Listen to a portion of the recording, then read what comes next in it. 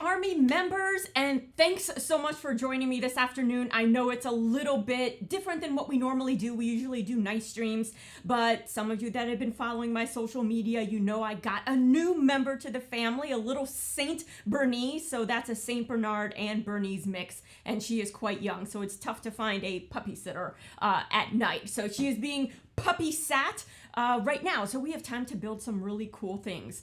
So this is a project that I've been wanting to do for a very long time, but I kept convincing myself that it was a bad idea because I work out of a one-car garage. So you guys see sometimes how squishy things can be. We got, sometimes I got to move him out of the way too, so he can't, watch all the time. And so I do have a spare wall, which I posted for you guys to see. And I know against my better judgment, I really should be using that for storage. Really, I should be. And I know I'm going to regret this, but I'm not. Secretly I'm not, because I'm super excited to build just a life-size wall, like just takes up that whole portion of the wall. Frankenstein prop wall set, and we need all the Frankenstein goodings. We need like lightning, we need Jacob's ladders, we need like weird bubbly liquid thingies, and a whole bunch of like old flashy lights so it looks like the thing is gonna catch fire at any time. So yeah, I think I'm gonna go with this decision. So I figured just for us meaning me and Wrench Army members, we start trying to think about the first element, which is probably the most important one, which is kind of all over this t-shirt, which is lightning.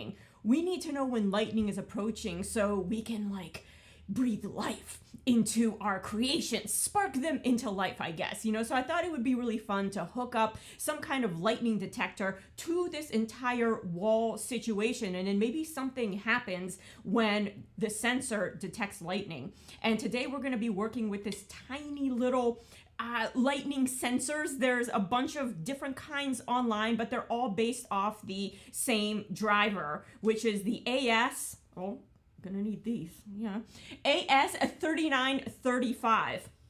So there's a bunch of different brands that you can buy, and we already have people chiming in. So David Beck is saying, being a storm chaser, I'm really excited about this one. Oh my gosh, that's exciting. Secretly, I'm a little bit too scared to be a storm chaser. Recently, they had Twister on, so of course I had to watch it. And when you start seeing those cyclones going, I'd be like, I love science, but I'm gonna go the other way. Floor it the other way. So I'm glad I have one brave storm chaser on board. And you probably know way more about lightning detectors than I do. So chime in for sure. So I'm reading all the chats on Discord as well as on YouTube. I know a lot of you guys like to just jump onto the unpublished YouTube link and then just chat on that. So feel free to do that. But if you want to hit up Discord and you prefer to chat there, that's fine too. So we're going to build this with the Arduino UNO, and the reason is twofold. I kind of had it lying around, and so it's kind of ready to go. Towards the end of this, I may actually swap this out for a Nano, in which case I'll do an update video on how all this goes together with a Nano versus the UNO, the Nano being like much smaller, so I can conceal it. And like I was saying, this is our little lightning detector, and I'll give you guys a much better view here. Ooh, scooch him this way. And let me see if I can just, without it getting blurry. And so this guy right here, I got this from a company called Spark Fun. They make, a lot of cool electronics components. Now, I am not sponsored or, anything. The reason I happened to buy this one was because it was readily available on Amazon and it can get here in time for the stream. So I bought this one. You'll see many others online. Some of them are blue. They all have basically the same functionality. And so looking at this one of the first things that we see, and let me see if I can get like a pointy device. And I'm going to use this black headers here for a pointy device. So this thing right here, that's your antenna. That's what's going to start reading those events, or what it thinks is a lightning strike. And then through computation here, it's going to determine whether it is or whether it's not, and then it'll let you know. And then here you see all these little pins right here on this side. Now, if I turn this over, you'll see some pins right there. Now, this board and most boards don't come with these pins. You actually have to solder them in, which I did earlier today, just to kind of speed things up. So along with purchasing this board, you're also going to need some of these pin headers right here. And so I, selected this guy, and you can see that this guy is already shorter than this guy because I took pins from him to put on him. So these break off really easily, and then the easiest way to remember the long pins and the short pins, the long ones always go on the bottom of the board because you're putting it into the breadboard. But the way I like to remember it is that it's kind of like a centipede, and it's got to like crawl. So it's gonna crawl away from you much more efficiently if the long legs are on the bottom. Also, the short legs on top make the board a lot more flatter. So that's, one of the ways I remember, long on the bottom, short on top. So we have this little guy, and like we've done in the past, I'm just gonna back this away just a tiny bit. Like we've done in the past, we're gonna have our micro controller there, whether it be the UNO or the Nano eventually, and then we have our breadboard, and we're gonna use this only for prototyping. Then for the final build, we're gonna eliminate this and just have everything hardwired together. And our lightning detector there. Now, next stream, we're gonna add this cool little LCD screen. So that way, whatever this is picking up is gonna actually output on here so we know what's going on. Now, this one happens to come with pins already on. It's just in this little protective foam thingy here. So we're gonna put this guy aside because all of these elements are gonna have to talk to each other. And I figured, you know what? My first time hooking this up, let's start one at a time, people. One at a time with the lightning detector. So, and then we have Kareth Paka joining us. And yes, we are live, if you're asking. So this is live. So the fails, if you're live, that's when the fails are going to happen. All the fails and face palms and, oh, I forgot to do this. That's when it happens. When you're recording, everything goes smoothly, So we're just making it way tougher on ourselves. So let's get started with, putting this together and taking kind of a closer look at the pins on this board. Now, right here, you kind of see this edging here. I have a laptop, and so I'm using the wiring diagram that came with this chip. Now, you can wire this however you want, and then just, make sure you specify in the code where all your pins are going. I usually like to start with wiring it the way it is in the diagram. Oftentimes, the libraries we're going to use already use those pins. So it just kind of makes things a little bit easier, a lot less backtracking and making sure that you've named everything properly. And then Kareth Pak is saying, nice to see you. I'm interested in this. Yes, we're going to see if we can get this lightning detector working. And then eventually, I think it would be very cool to hook it up to some kind of cool big lighting rig to alert you that lightning is coming so you can get your little Frankenstein in place. So because I went ahead and got these little pins on it, I'm just going to lay him on the board like that. I'm just, putting him in like that, and I'll give you guys a much better view here. I move him here, and let's zoom in a little bit so you guys can see what I'm doing. And so if you can read these, which I can already tell you I can't. So, hold on, let me put my goggles on. We're going to see what these pins are. So starting with this first pin at the bottom here, and I guess for you guys, it's also at the bottom. So this one's your ground pin, and this is going to connect to the ground of your Arduino board. I'll put him like that. And then the next pin is your power. This is your 3.3 volts. Now, unlike a lot of our projects, we've always used the 5-pin volt on the Arduino. This one, you have to use the 3.3 volts. So if your board doesn't have that option, then you're gonna have to buy some kind of power regulator so that way you don't fry this little guy. So then after that, so I still, see, I got these on and I still gotta go like this, people. This is bad. So then after that, it looks like your clock is right here. Then your chip select is the next one. And we're going to be using the SPI functionality of this board. It does have the I2C as well, but the board doesn't support it. But if you want to go ahead and hook it up and play with it, you can. But we're just going to, keep it simple so we can use all of these pins.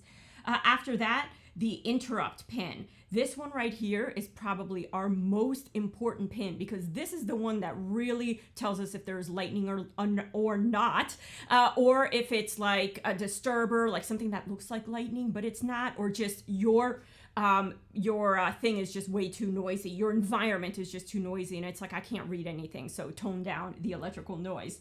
And then after that, we're moving up to, I call it the MISO, which is MISO, master in, slave out.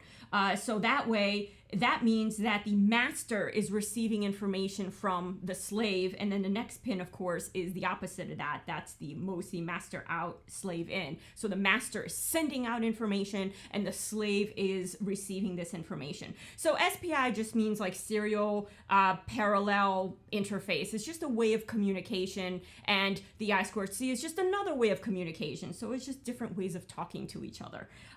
So we have all these hooked up to our pins. And now we're going to hook this board up to our Arduino using this little diagram that I have here. After that, we're going to take a look at the code and see if we've done everything right, look at some of the features. And then Karapaka is asking, is this going to be encased so it doesn't rust? That's a really good question because I am not quite sure. This has an indoor feature and an outdoor feature. So you can use it indoors and it detects outdoors, but at the cost of slightly less sensitivity. So if you set this to indoors, it's going to turn the gain up so it can listen or detect, I guess, better.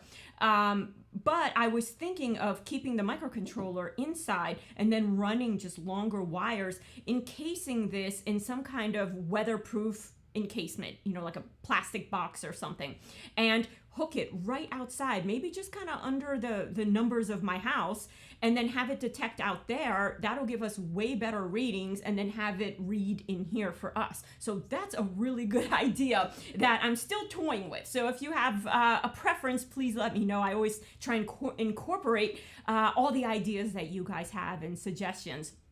So now to the wiring. So, okay, we got a good view here, and there's a couple different ways you can wire. I like to use these little guys right here. You can also use these, which are a little bit easier, but one of the reasons that I like using these is because they lie flat, so it's almost like a wiring diagram, whereas these loop over, and by the time you've done a lot of hooking, you're sitting there trying to go through and figure out what's hooked up to what. So the first thing we're going to do is the easy stuff. Let's hook up our power and our ground to the board. So hold on. Seeing goggles on. And Kareth is just saying, call me Kareth. That's awesome. Sometimes we get some really long usernames, like all letters and numbers, and you're like, hi, KP10026789. And you're like, you don't want to call anyone by their wrong name. So thanks. All right. So power, I'm going to use red because, red for power. And we had said that the power one, actually, I'll start with ground because the ground is this little guy, this first little guy right here. So let's just get him out of the way. So I'm going to connect, and my big old head might get in your way because I got to lean over and see. So that guy there. And I have a ground pin here and I have ground there. So I think I'm going to turn him like this and move these two like that so you guys can see them. And I'm going to hook up this ground to this ground. Oh, that's 13. See, not even the glasses are helping anymore. So we got our board grounded. Now let's provide power. And in order, well, we'll turn this on later. Now the 3.3 is all the way on this side right here. And right next to it is the 5. So be careful, man. Let me make sure that's in the 3.3 so we don't fry anything. And it's like, stream's over, people. Turn the computer off. Or jump to another stream. All right. So I'm going to see if I can loop. He's not going to loop. All right, so we have power and ground. Now, if I were to power this board, there's a little LED light right there that would turn on. It would turn red, so we know that at least we're getting power, but everything is disconnected now. So now we got power going to the board. Now let's do the next one, which is the interrupt pin. And that one's pretty important. And the interrupt pin goes into pin 4 of our Arduino. So we'll use orange, like Halloween. Little orange guy right here. So he's going to go from our interrupt right there, and he's going to go to pin 4, which is right there. It's like you need the hands of a 4-year-old to get this all going, because they're so tiny. And I always feel like I have giant troll hands. All right, so the next one is our chip select. Yes. So the chip select goes to number 10, and we'll make him yellow. He just happened to be lying around here. So chip select into pin 10. There we go. We're getting a rainbow effect here. The next one is our clock, the SCK, our clock. And that's just their communication rate. So is there a color I haven't used yet? Let me get my box of colors here. Figure out if we have something else we can use. And that goes into 13, which is right up here. So it's got a little bit of a distance to go. Let me see. So the only long colors I have are red, yellow, and orange. So I'll make everything else yellow, because the orange is the most important. So I tend to make, and I love Halloween, so I pick orange for the important things. So let's do this. Clock. And the clock goes into pin, what did I say? 13. Oh, that's very Halloween. That should have been where our interrupt pin goes. Here is 13. And we only have 2 more to hook up. Now we have our, really, even with these glasses, our MISO, our master in, slave out, that goes to 12. And I'm just gonna make a mental note, if this doesn't work, I'll probably hit those pins up first, because they're probably the ones I swapped, because I can't see. All right. And that goes into 12. I gotta move some of these out of the way so I can see. All right, it's my first lightning detector, guys. And the last one, let me grab another yellow. Oh, there's one right here in my face. So this other one then goes into 11, our MOSI, our master out, slave in. And I said what? MOSI goes into 11. All right.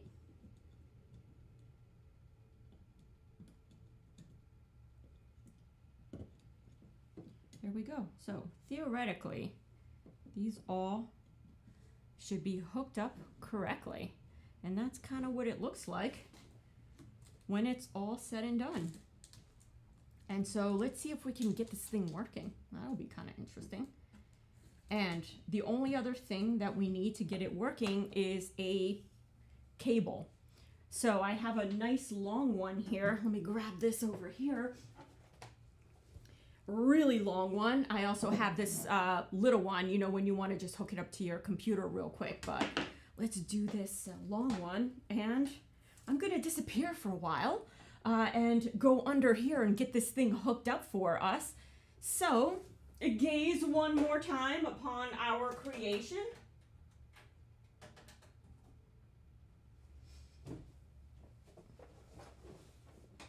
All right.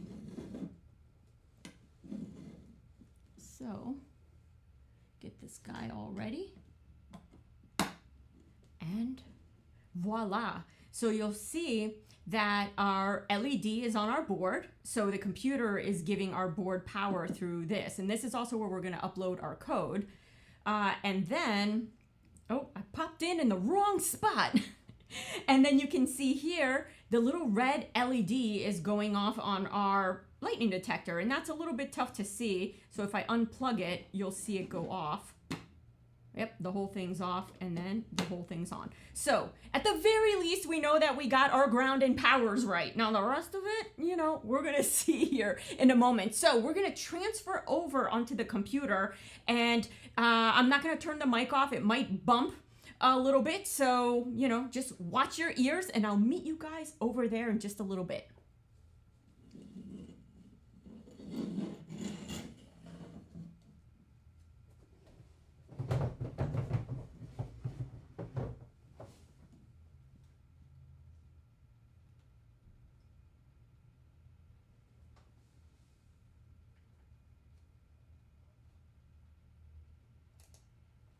All right, so here I am, computer is here, you guys are there, and let me make sure I don't trip up on anything and then, you know, unplug stuff. So let me move this mic here a little bit closer to us, just so you can hear me. There we go. It might sound a little bit weird, but, you know. There we go. So I'll just enunciate. So in order to get this whole thing working, you can see we got, you know, a whole bunch of like code. And so to get started, a lot of these components from their authors or from people like you and me who figure things out, and then we put it out there for free for the world. They have these example codes. They have libraries to unlock even more functionality from your components. Now, this is not like a coding class. I always thought if you guys are super interested in this stuff, we can do like a full Arduino course, you know, like a multi-class course that we kind of run in conjunction with our project. So if you guys are interested in that, let me know. I just kind of take a high level look at everything, and I'm monitoring your questions, and Kareth is saying, this is neat. Awesome. So looking at this, the way I even got to this is we're using this software for the Arduino. You can download it for free right off of their website. So it's the Arduino IDE. It's just their free software. And the way I happened to get all this code, did I write it all? No. This is included with our, with our lightning detector. And so any lightning detector you have, you're also going to be privy to this code. This code is available publicly, and the way I got it was we're going to need to include the library in this code. That way Arduino can access that library and use all the awesome functionality that our lightning detector has. So the way I did this was you go up here and say you don't have this library yet. How do you even get a library? Like, what the heck? So you go here under Manage Libraries, and that's going to open up this window here. And if you scroll down, oh my gosh, there's so many libraries for all kinds of components and stuff. So this is based off of that AS3935 chip, right? So let's see what libraries are available. AS3935, I think it's 3935 and not 3539. So we see here that there's quite a few libraries, and these are written from everything like people like us that write these libraries, other manufacturers that write these libraries, and for the most part, you can install them, try them out. Some of them have better example code than others, and the example code is great because you can just get up to speed a lot faster. So if you look over here, I figured, heck, if I bought the SparkFun one, I might as well install their library, right? So you can see here that it is installed, and normally you can select a version. Say you're having trouble and you want to select an older version, perhaps that is more stable or works with other components, you can do that. I just installed the latest one, and my install is grayed out because it's already installed. So it's like, you know, stop double installing. So after I installed it, well, we want to access it to see, well, is there any sample code? So for that, let's see here, where do we go for that? Examples. So if we go down our examples, and my thing's all jumpy, all the way at the bottom, you're going to see this SparkFun library that we just installed. So there's the example one, basic lightning, and remember we talked about the I2C. We're not using that, we're using this SPI. So the one that I loaded first was this example one, basic lightning. I figured let's start with the basics, right? And then example two is even more lightning features. This allows you to unlock even more if you really want to fine tune it. If you're building an entire weather station and you want to get everybody talking to each other, it opens up more parameters. But for our purposes, I think the basic lightning is going to be more than enough. So once you click that, this is what happens. And so you can see grayed out, it's commented out, it's got information about this code, who wrote it, this alias guy here from SparkFun, and this code is public domain. But if you buy me a beer and use this, he'll much appreciate it. So yes, if I see you, I will definitely buy you a beer. So let's check out what the heck this thing even is and what it looks like. So the first things we're going to see here is this include business, right up here. And all that is just including SPI, which is the way we're going to communicate, and including that library. These are just different libraries that are going to be included. And probably the most important is our SparkFun library. So this is the thing that's going to unlock all this functionality that we're going to see lower down. Then we have these defines, where it just defines a bunch of things. The most important ones to look at here is whether we're using it indoor or outdoor, because remember, it's going to affect the gain and it's going to affect the sensitivity. Because when you use it indoor, which is kind of what we're going to do right now, it's going to turn up that gain because it knows like you're enclosed by walls and maybe metal walls. So it's going to try and detect even harder, but it's going to be slightly less sensitive. It's also going to see if the event it's receiving is lightning, if it's a disturber, and a disturber is a one-time event that looks like lightning, but then once the chip goes through its calculations, it's like, no, it doesn't have the signature of lightning. It's really looking for not only a spark that's at about 500 kilohertz, but it's looking for other key features of lightning. So it's not like you can just turn on a gas stove or use a barbecue lighter and say, hey, spark, it's lightning. It's looking for really specific things. So those would be disturbers, because you're like, it's fake lightning. And then the most important parameter that we're going to look at later is noise. This is probably the number one thing that affects how well your lightning detector works, because right now I'm sitting here, I have a keyboard, I have a monitor, I have a computer, I have cameras, I have my cell phone over there, I have another laptop. This all creates electrical noise that the detector has to work harder to listen to. And so we can tell the detector, hey, there's a lot of noise in here, and we can set that in the code later so it knows where to start, like what noise floor, where the noise floor stops, and then where it can start detecting.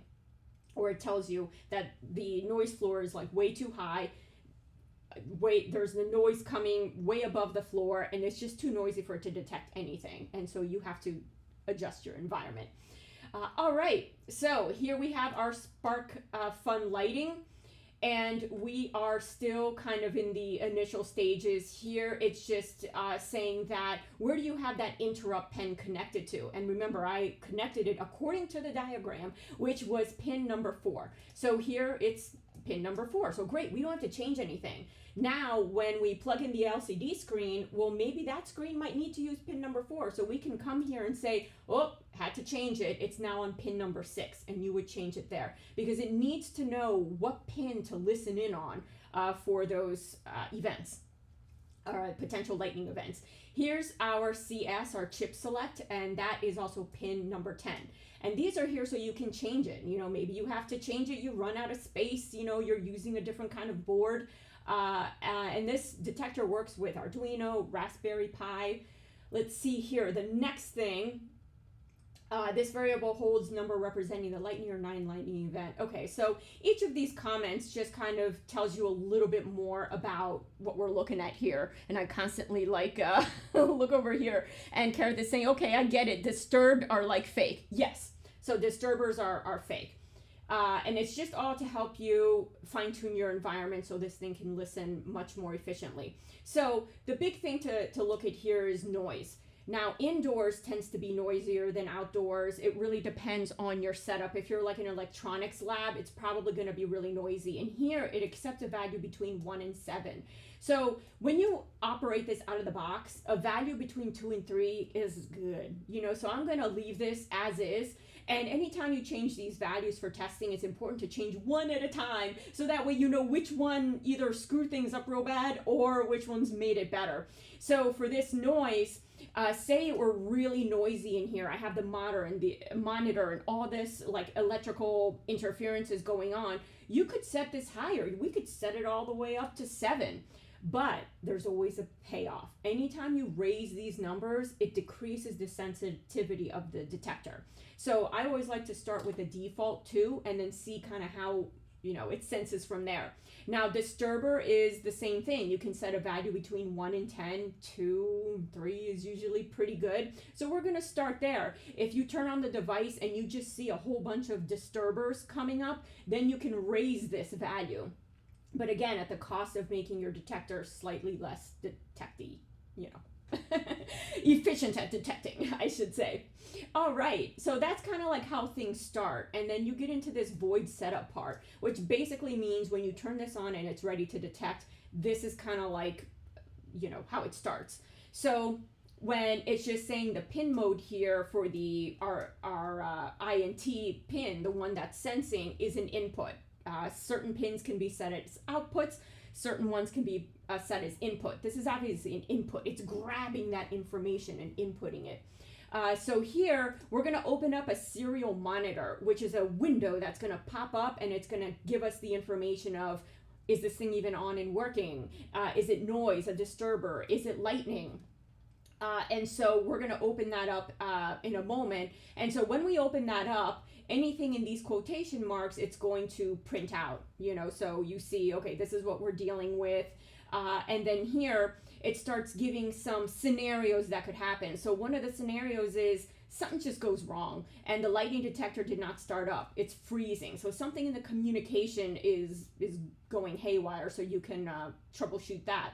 If it's not going haywire, then else, you know, or else, then it's going to start working and it's going to print shmawow, zow, lightning detector ready. Now here you can change any of this to your own language. So we can say, you know, instead of shmow, zow, which I don't really know what that means, we can put, you know, something like, I don't know, holy cow, or awesome, the lightning detector is ready. And then, so the lightning detector defaults to an indoor setting. So the manufacturer's figures, yeah, most people are going to probably be using this indoor at the cost of less sensitivity. So if you plan on using this outdoors, uncomment the following line. So if we were going to use this outdoors, we want to remove those 2 slashes. The slashes basically tells the program, don't really pay attention to anything after this slash that's on the same line. It's just kind of our commentary. But when you remove the slash, look at what happens to the colors. That is now active. Now that's like, okay, you're going to be used indoors. Well, we're indoor or outdoors. We are indoors. It's already getting so confusing. No, it's not. All right, so we're going to go ahead and comment that, and I just shifted myself. We're going to go ahead and comment that again, so that way it doesn't apply. So we're still in an indoor setting. Now, in this void loop section here, this is just what's going to read over and over and over again. Every 100 milliseconds, it's just going to start the whole thing. So it's constantly detecting for that lightning. So the first thing, so if it's actually lightning, then, oh no, so this is the noise one. So it's going to read, and it's going to read that lightning input that we set, which is pin number 4, I believe. So if it is determined that is noise, well, in our little monitor that we're going to fire up in a bit, it's just going to say noise. So now you know, oh, it's reading noise. We need to fix that. So too much noise, uncomment the code below with a higher number means better noise rejection. So say we fire this up and it's just every 100 milliseconds it's coming up noise, noise, noise, noise, noise. That's telling you that your environment is really noisy. So the first thing you want to do is figure out a way to unnoise your environment, you know, before messing with the code. And a lot of times when we're developing and we're prototyping, all of our computers are right next to each other. Like our cell phone is right there. As you saw, the Arduino is hooked really close to the detector. Well, the Arduino itself introduces electrical noise. So you want to make sure to distance those. So once you kind of try and fix all the noise in your environment, some things you can't move. Sometimes it just is what it is. And you're still having problems, well then, where'd my cursor go? Oh, there it is. It disappeared on me. So say you're still having a lot of noise. So what you would do is uncomment this. Now it's active. And remember, we go all the way back up to this code and you start trying different numbers. So try a 4, a 5, and you start to bump that number up until those noise printouts go away. For us, we're just going to keep everything default for now and see if, things fire up. So here's the disturber, and it works much the same way. If you fire this up and it's just disturber every 100 milliseconds, you uncomment that, you go back to the top, and you start messing around with numbers there. So we're just going to recomment that and just kind of leave it alone for now.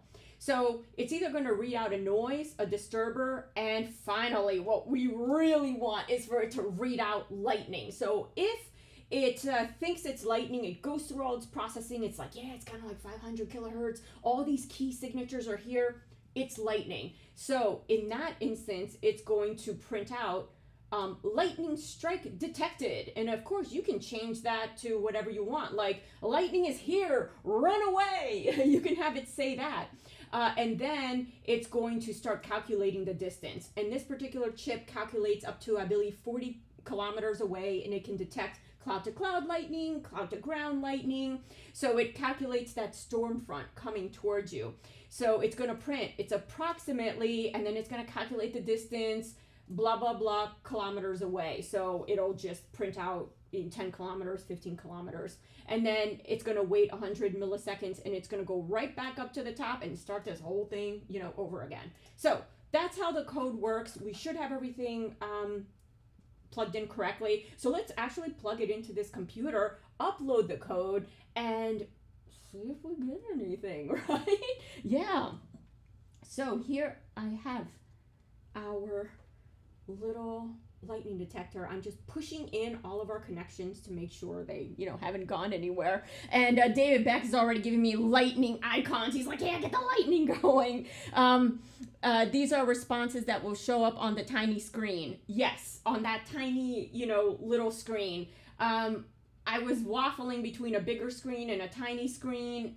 This thing is going to be so big, and the reason I chose a tiny screen is because I'm thinking of doing a much cooler display, which I'm going to secretly share with you guys in Discord once I get a couple pictures to be able to describe what I'm talking about, that I think are going to be even way cooler than the tiny screen. But the tiny screen is there just to be able to tell us distance and all that kind of stuff. So yeah, it's going to be on a tiny screen. And again, regrets, because I already got to do this enough, and I bought the tiny screen, and I'm going to have to do it more.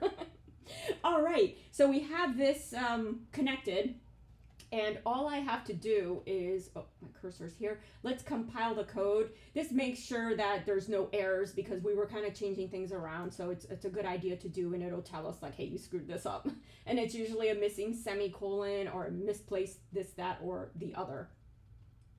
All right, so everything is good. It would have given us a whole bunch of reds if it weren't, or it would end with red.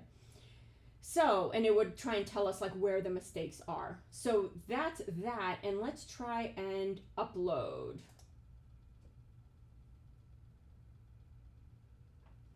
Oh, and I'm getting an error, and it's saying serial port not selected. Okay, because I plugged this into this computer, which I never do development on. We have to tell the computer what USB port this thing is plugged into. So that's in one of these menu things here.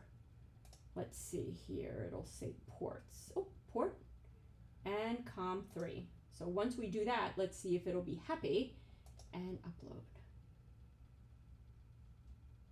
Now, I know it's uploaded because this little LED over here will kind of blink, so you know that it's uploaded. So now I'm gonna bring up the serial monitor by clicking this little icon up here. And here's our serial monitor. And it's starting to think. Let me just push down my connections here. And I can recheck my wiring if we don't get anything. And let's switch to this. There we go. I was in the wrong baud rate. All right, so remember we changed that shmow wow or whatever, and now it says awesome because I put awesome instead. So look, we're already getting disturber. So it's sensing things that it it's like it thinks it's lightning, but once it goes through its calculations, it's like, you know what, it's kind of missing certain elements. So how do we get this thing to say, hey, there's been a lightning strike, so we know it's actually working? Well, we already know that it's working just by this serial monitor that we're getting, and it is checking every 100 milliseconds. It's running that check again.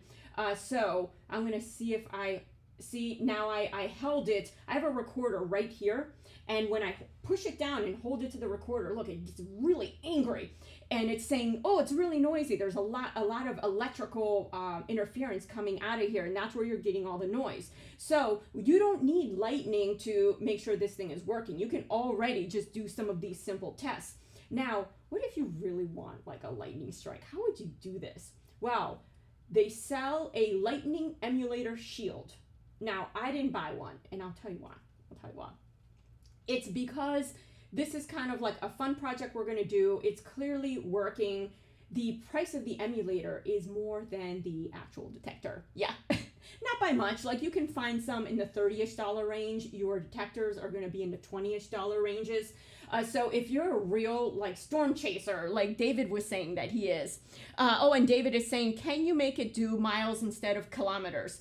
Yes, you can. And you can write in just a conversion code. And it'll convert to miles. So we might add that one to our list. You know, I think that would be cool because kilometers, obviously, if you're overseas, kilometers are yay. But here, you know, it's easier to picture miles and inches versus centimeters and all that. I interchange. I do both.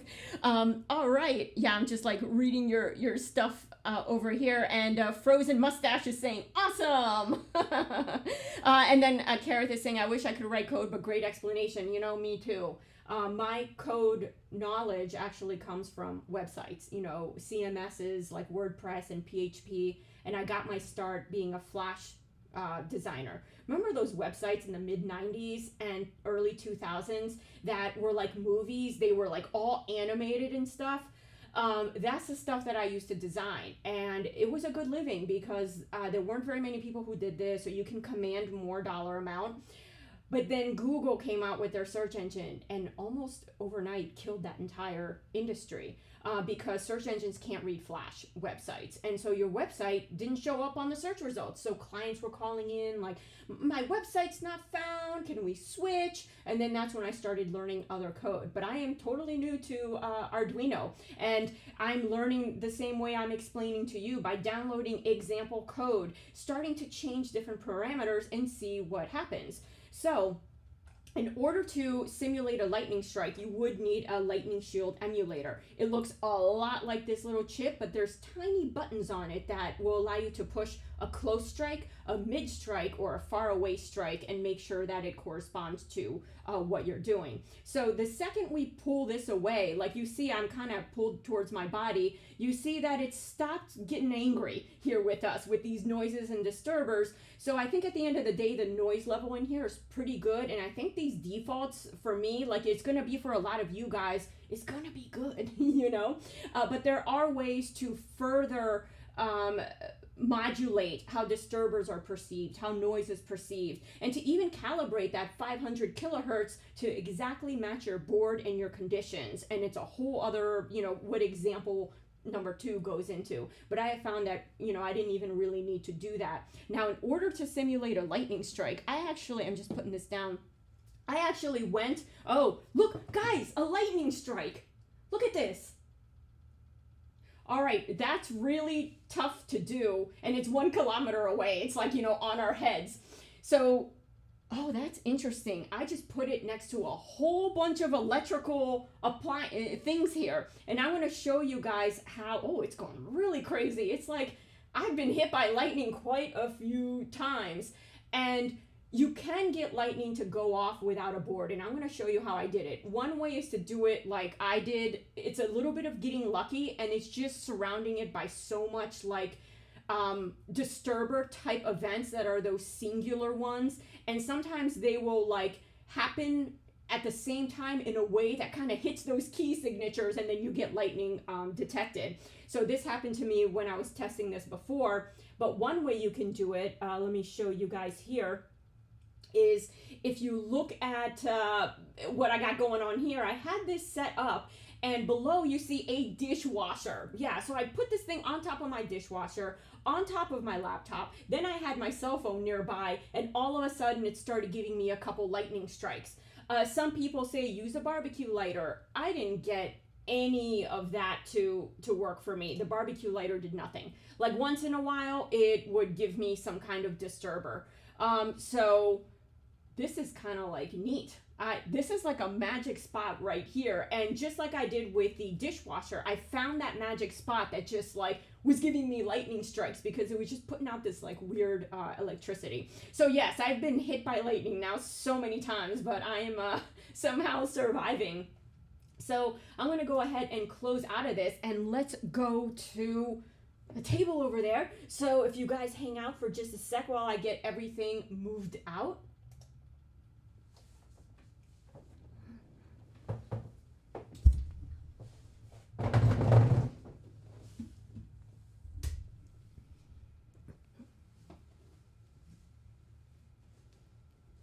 All right, so it's like still really pissed off over there. It's like, woman, you're getting hit by lightning several times. You know, like what are the odds, you know, like of you getting hit by lightning anytime, you know, versus, you know, let alone so many times.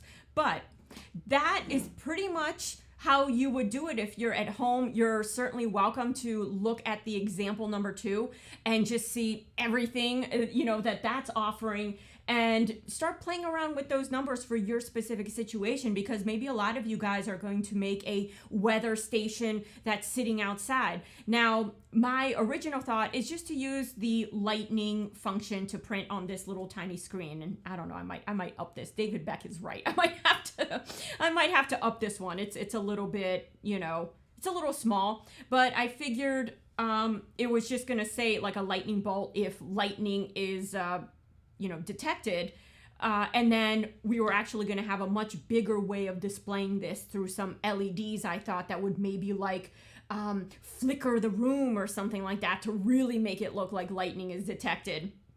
So Frankenstein can't touch this. David Beck is right.